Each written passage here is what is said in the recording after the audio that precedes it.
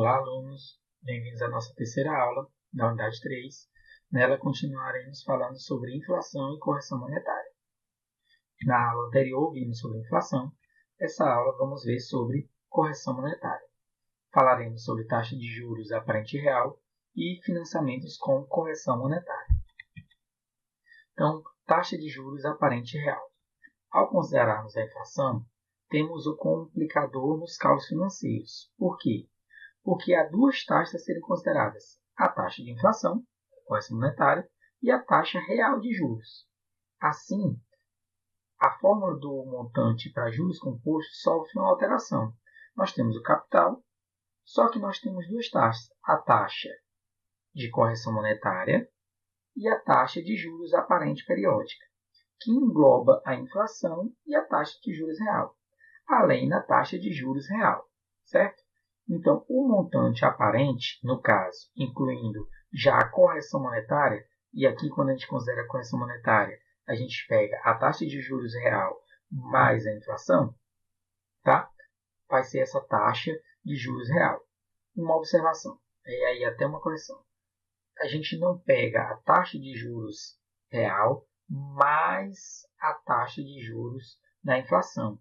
É errado você dizer que se um produto tem um aumento de 5% e depois um aumento de 7%, ele teve um aumento de 12%. Por quê?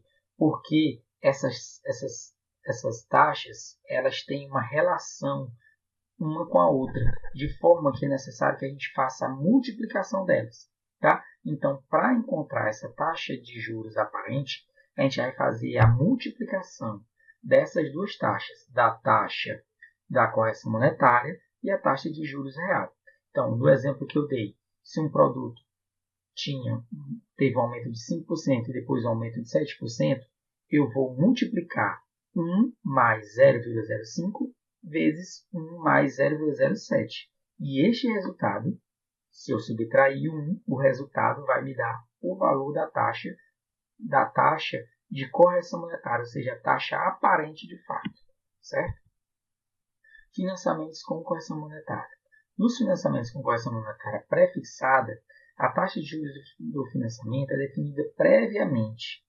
No caso, ela reflete a taxa de juros real e a taxa da inflação futura estimada.